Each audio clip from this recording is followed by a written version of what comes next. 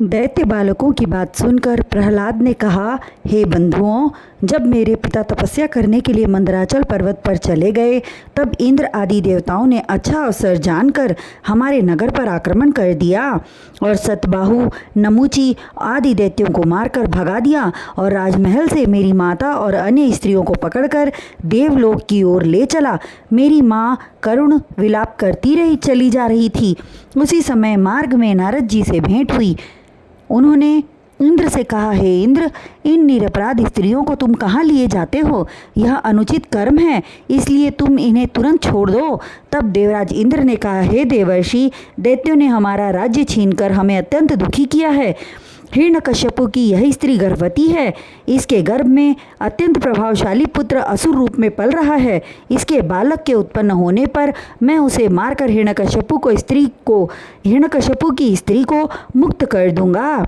देवराज के वचन सुनकर नारद जी बोले, हे इंद्र, जिस बालक का वध करने की बात तुम करते हो उसे मारने में तुम समर्थ नहीं हो, क्योंकि इसके गर्भ में पलने वाला कोई सामान्य बालक नहीं है। यह महात्मा भगवत प्रेमी बालक है। यह सुनते ही इंद्र ने मेरी माता को छोड़ दिया और भक्ति भाव से मेरी माता की परिक्रमा करके इंद्रलोक को चले गए। मेरी माता वहीं नारद जी के आश्रम पर रहकर भगवत धर्म का उपदेश ग्रहण करने लगी। उन्होंने यह भी कहा कि इस स्त्री का भगवत धर्म का उपदेश याद नहीं रहेगा, परंतु जो बालक इसके गर्भ में है वह इसे याद रखेगा। अतः हे मित्रों, नारद जी की कृपा से मुझे सब याद रहा। वही ज्ञान मैं आप सभी को सुनाता हूँ। अवस्थाएं 3 होती हैं, बाल्यावस्था, युवावस्था एवं वृद्धावस्था, तथा परमात्मा का तेज सब प्राणियों में रहकर जीवात्मा कहलाता है। जो सदैव एक सा रहता है वह न तो घटता है न बढ़ता है। उसे हर्ष अथवा विषाद दुख नहीं होता। जीवात्मा अजर एवं अमर है। न तो उसका जन्म होता है और न ही मृत्यु। 6 तरह के विकार मनुष्य शरीर में विद्यमान रहते हैं: जन्म, अनुभूति, बुद्धि, परिणाम, जय एवं विनाश।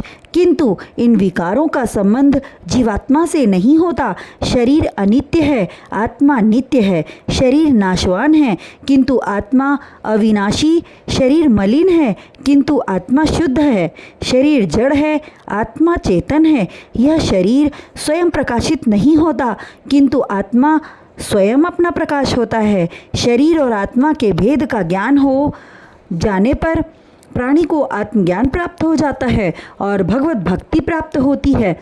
श्री नारायण की कृपा प्राप्त होने से सभी क्लेश मिट जाते हैं। मुझे ही देखो, मेरे पिता ने मुझे मारने के लिए बहुत प्रयत्न किया, किंतु नारद जी के उपदेश और हरि कृपा से मेरा अहित न हुआ। तुम लोग यह विचार न करो कि हम लोग मांसाहारी एवं मदिरापान करने वाले दैत्य पुत्र हैं, अतः हमारा तप एवं भजन पूजन स्वीकार करेंगे। मैं भी तो दैत्य पुत्र हूँ। इस प्रकार ज्ञान की बातें सुनकर दैत्य बालक कहने लगे, हे प्रहलाद, हम सभी बालक तुम्हारे ज्ञान उपदेश से बहुत प्रसन्न हैं। अब हम लोग गुरु जी की मिथ्या बातों को ग्रहण न करके प्रभु के चरणों से प्रीति करेंगे।